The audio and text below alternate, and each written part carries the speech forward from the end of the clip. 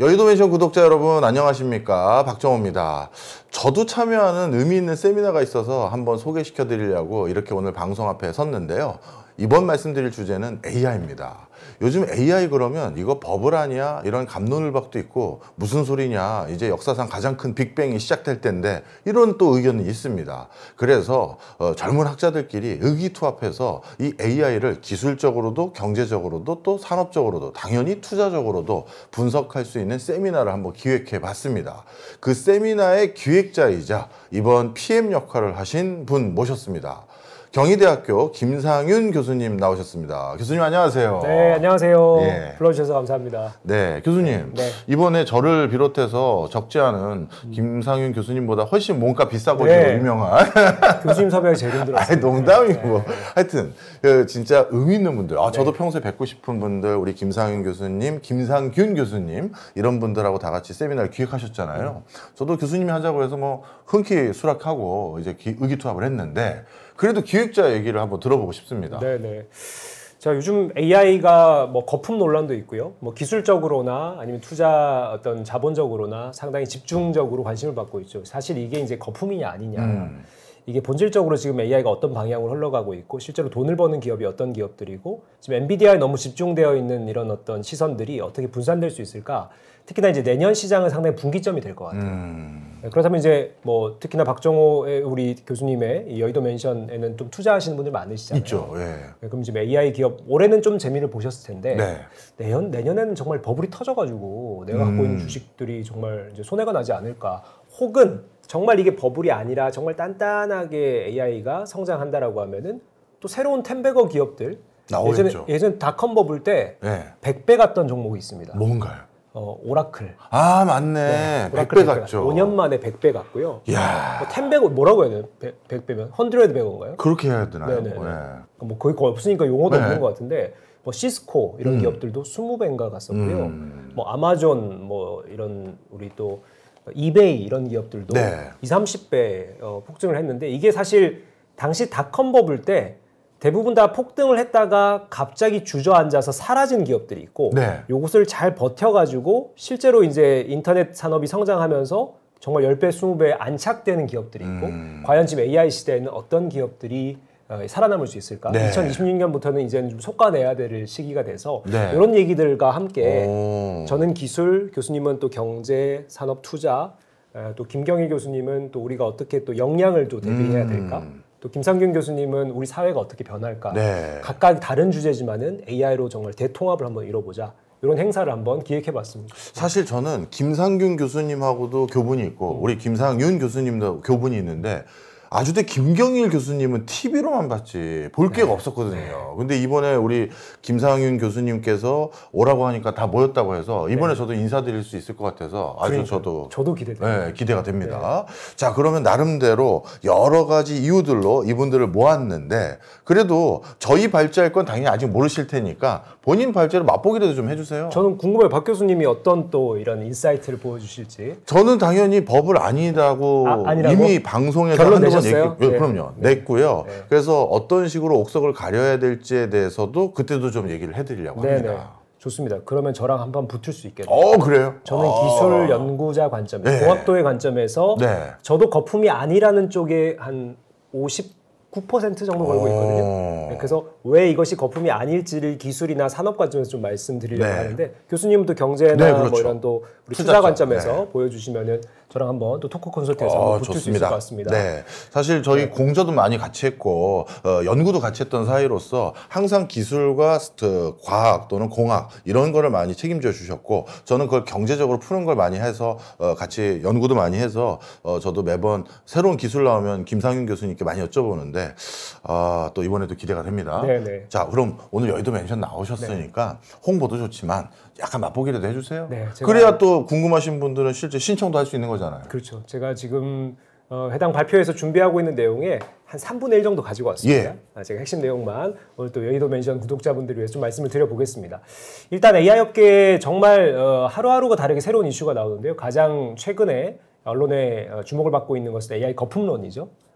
과연 이것이 이제 정말 거품이 빵 터져가지고 실체가 없는 어떤 변화가 될 것이냐, 아니면 정말 돈을 버는 기업들이 있느냐, 실제로 2025년 올 한 해에만 미국의 M7 빅테크 기업들이 총액 580조 원을 AI에 투자했다라고 합니다.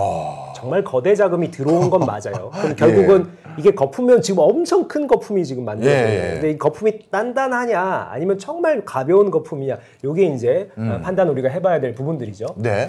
자, 그래서 이제 주로 투자 시장에서는 거품이라는 쪽이 조금 입김이 센 것 같아요.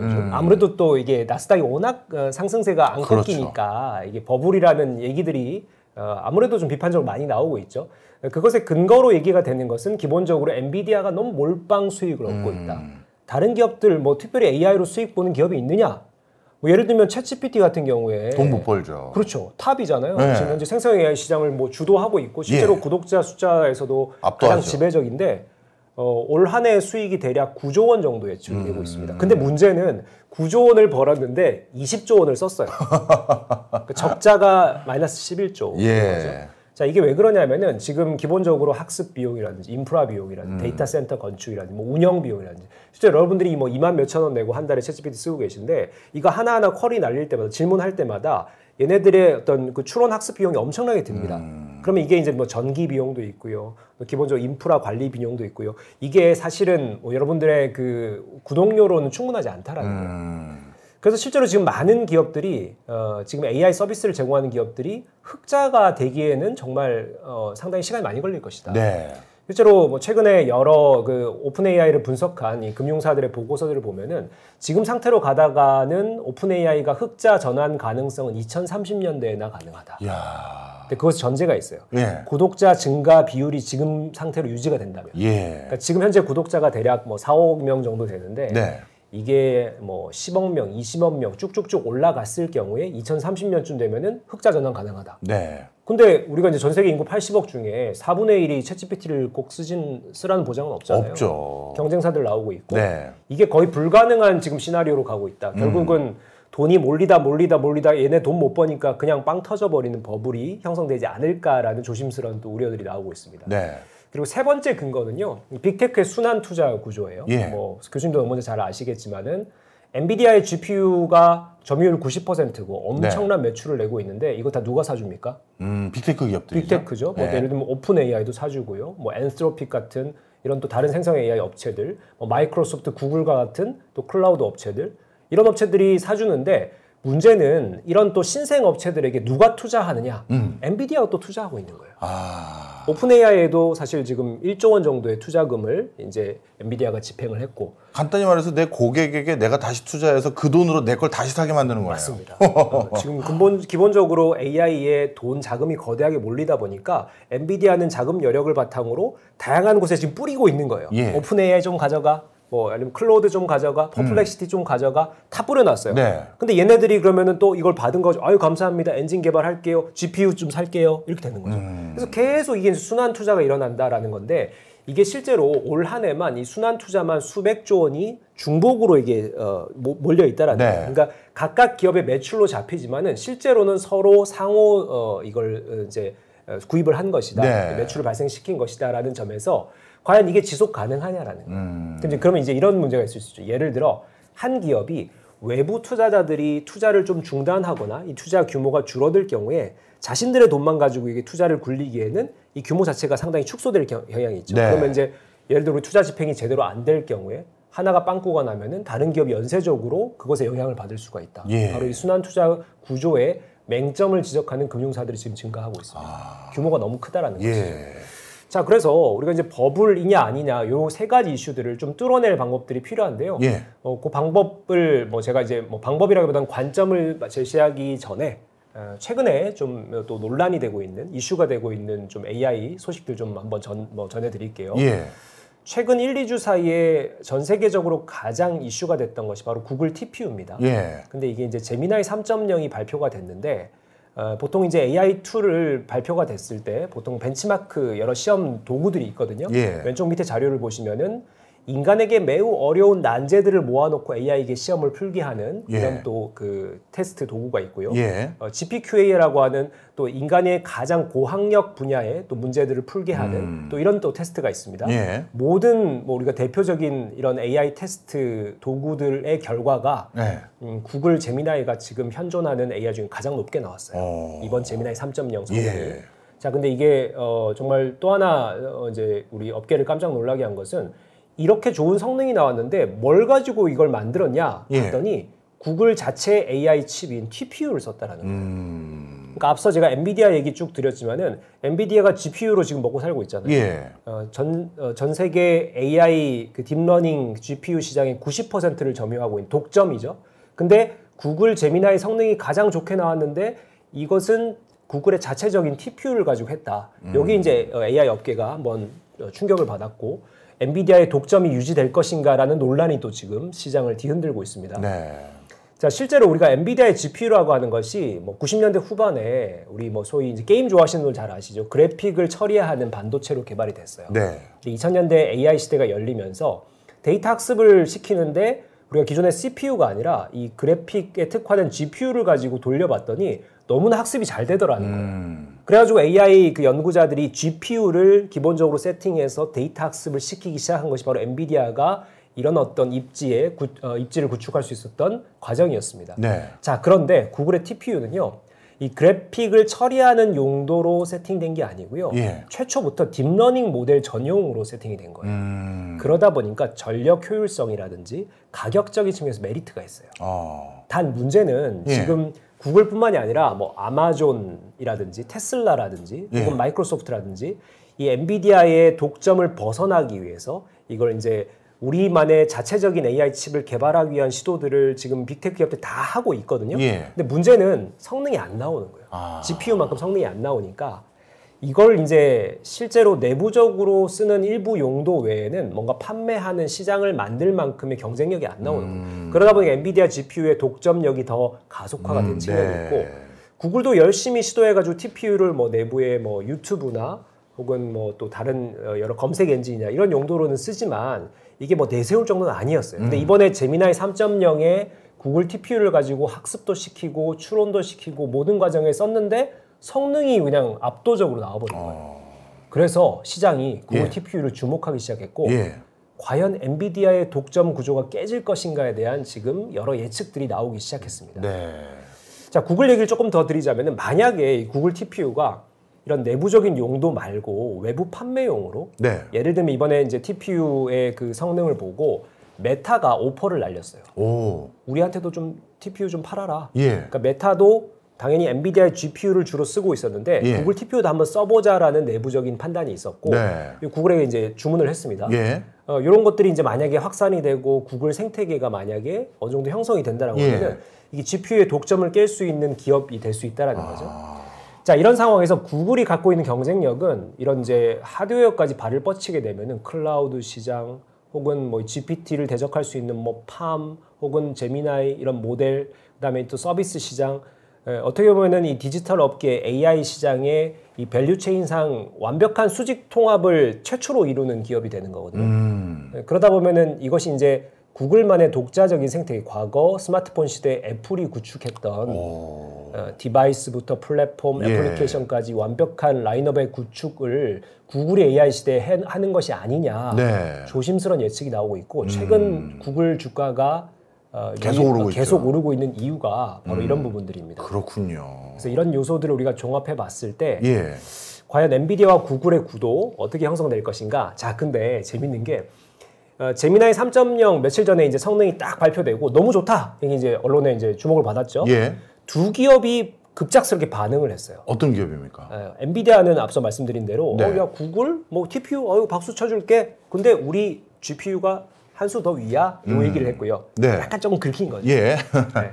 그다음에 오픈AI도 반응을 했습니다. 뭐라고요? 예, 오픈AI의 수장 샘 알트먼이 이 트위터에다가 전사적으로 코드레드 적색 경보를 발령합니다. 우리 이제 큰일 났다. 네, 큰일 났다. 적색 경보가 발령되면은 보통의 이제 기업들은 임원을 다 소집합니다. 그렇죠. 그래서 전사 회의를 하죠. 네.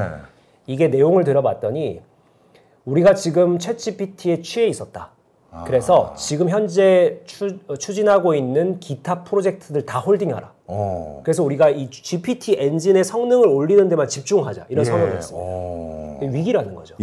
사실 오픈 AI는 앞서 제가 이제 그 밸류체인에서 보여드렸지만 오픈 AI 제일 왼쪽에 보십시오. 파운데이션 모델, GPT라는 파운데이션 모델이 있고 챗 GPT라는 서비스가 있습니다. 저게 두 개가 색칠되어 있지만 결국 여러분들 아시는 챗 GPT가 다예요. 그럼 만약에 챗 GPT 성능이 탑1, 탑2가 아니라 뭐 탑3, 탑4로 쭉 밀려진다라면 투자가 들어오겠습니까? 저는 저도 챗GPT를 유로 쓰고 있어서 응원하는 입장이지만 과거 닷컴 시대에 비유하면은 넷스케이프 아시죠? 알죠. 95년에 익스플로러 같은 우리 인터넷 접속 채널을 제일 먼저 발표한 기업이거든요. 근데 쭉 미끄러져가지고 사라졌어요. 사라졌죠. 그 누가 강자가 됐냐? 바로 인터넷 익스플로러 마이크로소프트입니다. 브라우저가 완전 바뀌어버렸잖아요. 그렇죠, 바뀌어버렸죠. 그래서 만약에 이제 굳이 비유하자면 오픈 AI가 넷스케이프가 되고 구글이 인터넷 익스플로러가 되는 거 아닌가? 그렇게 비유하시니까 확 와닿네요. 네, 그러면 이제 만약에 챗GPT가 뭐 이제 수위가 아니라 2위, 3위 정도로 떨어지면요, 아마 시장의 외부 투자자들이 투자를 중단할 수도 있어요. 그렇지 않겠습니까? 갑자기 사라질 수 있으니까. 자, 그럼 오픈 AI의 지분 누가 갖고 있느냐? 51%를 마이크로소프트가 갖고 있습니다. 오픈 AI의 시장 가치가 쭉 떨어지면 마이크로소프트 타격 받겠습니까? 안 받겠습니까? 받죠. 지금 마이크로소프트 주가가 지지부진한 이유가 최근에 뭐 클라우드에 여러 AI 도입 시도를 하는데 지지부진한 거예요. 기업용 클라우드에 주력하고 있거든요. 기업들이 이걸 갖다 안 쓰는 거예요. 아직까지 우리가 뭐 전사 적용할 정도 수준은 아니다 이런 거예요. 그러니까 마이크로소프트도 오픈 AI의 지분 51%라고 하는 지분 투자도 하지, 내부적으로 이 클라우드 기반의 AI 투자도 엄청나게 하고 있는데 여기에 성과가 별로 좋지 않은 거 추가해서 오픈 AI까지 만약에 2위, 3위로 떨어지면은 이게 엄청난 타격을 받을 수가 있다는 것이죠. 바로 이런 측면들이 우리가 2026년에 투자 시장 관점에서 상당히 주목해봐야 될 아주 큰 변수, 뭐 버블과 함께 살펴봐야 한다라는 것이죠. 자, 그리고 조금 다른 얘기를 한번 해볼게요.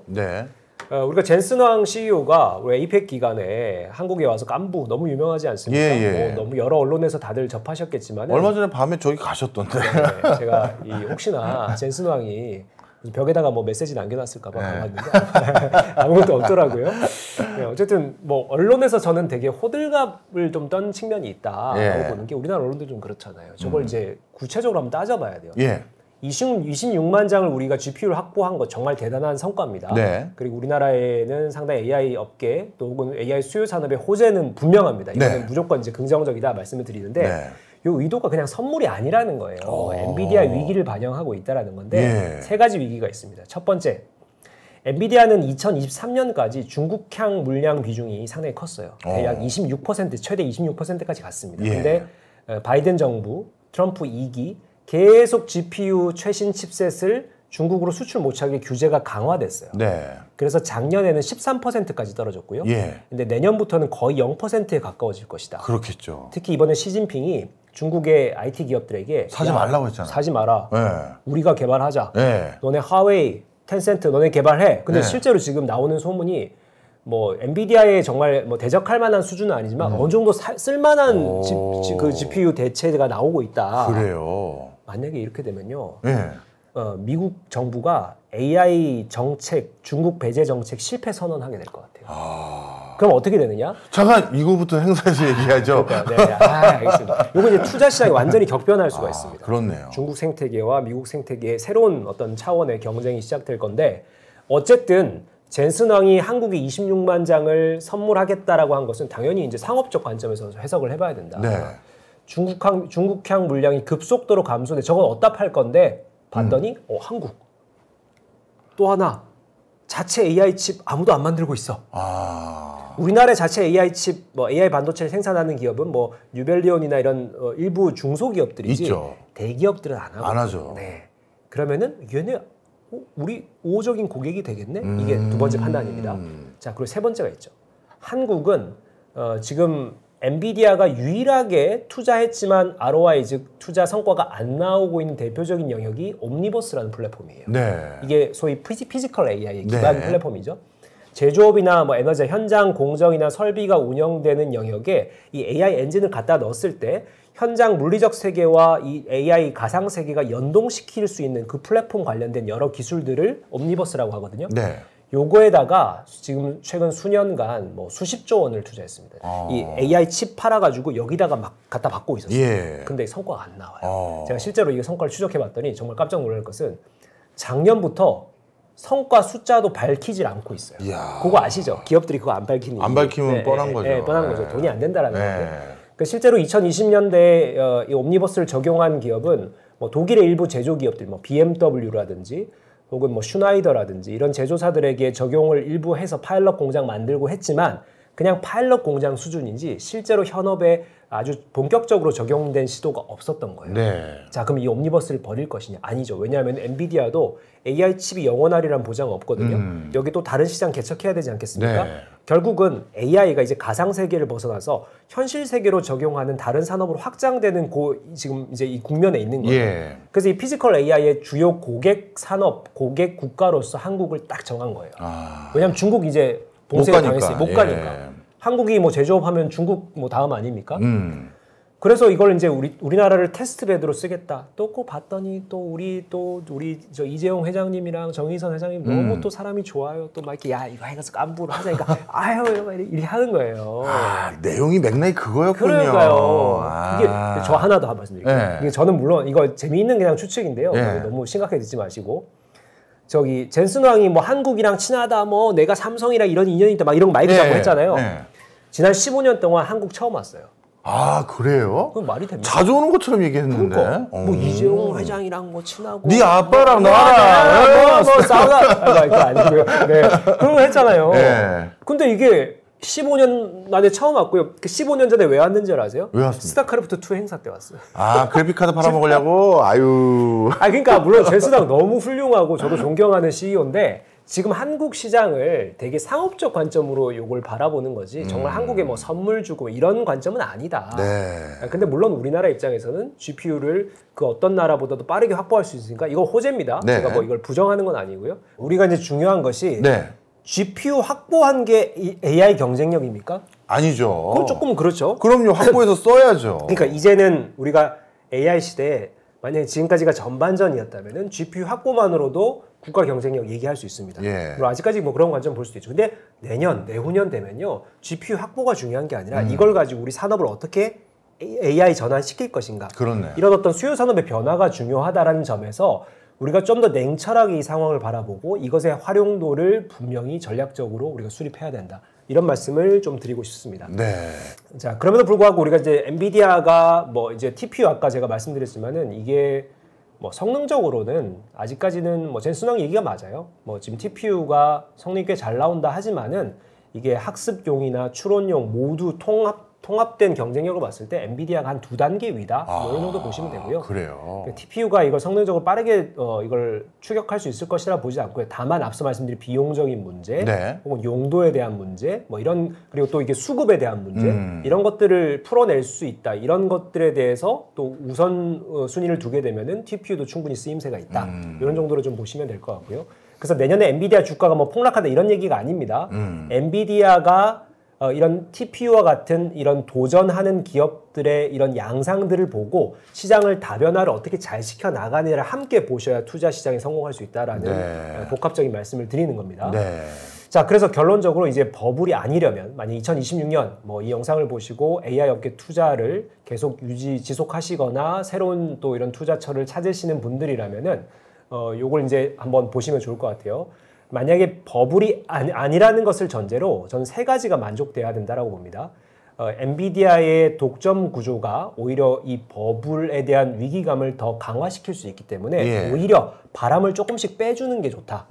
그러면 이제 구글의 TPU 같은 게 일부 시장을 조금씩 가져가면서 엔비디아 90% 독점 구조가 뭐 80, 70 정도까지 떨어지더라도 요 AI 시장 자체가 효율화, 뭐 에너지, 뭐 이런 측면에서 조금 상호 보완적으로 건전한 생태계 경쟁이 갈 수 있게 가면은 오히려 버블이 안 나올 가능성이 크다. 이런 거 하나 좀 초점 맞출 필요가 있고요.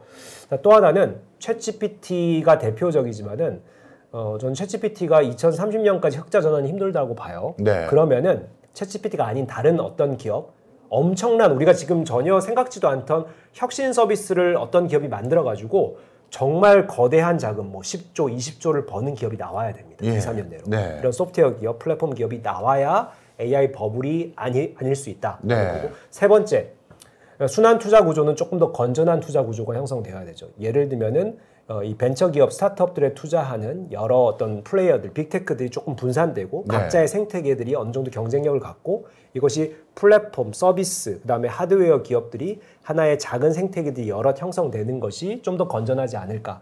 그래서 이런 어떤 뭐 하나의 트리거라고 볼 수 있죠. 이런 것들 2026년에 양상이 어떻게 바뀌느냐, 이런 기업들이 어떻게 또 생겨나느냐, 또 엔비디아를 대체하는 기업들이 어느 정도 경쟁력을 갖느냐, 엔비디아는 어떤 대응을 하느냐, 이런 것들을 하나하나 계속 분기마다 점검해 가시면서 이에 맞는 투자 어떤 판단들을 하시는 것이 매우 중요한 어떤 관점이 될 수 있겠다. 여기까지만 말씀드리고 구체적인 기업들은 본 행사 때. 행사 때. 네. 자, 그러면 행사가 어떻게 언제 하는지 좀 얘기를 해주셔야 관심 있는 분을 찾아뵐 거 아니겠습니까? 네, 제가 사실 평일이나 토요일을 잡고 싶었는데 네. 교수님 너무 바쁘셔가지고 왜 제 탓을 하세요? 여기 다 저보다 만만치 않은 분들, 김경일 교수님, 김상균 교수님, 이분은 누구시지? 접니다.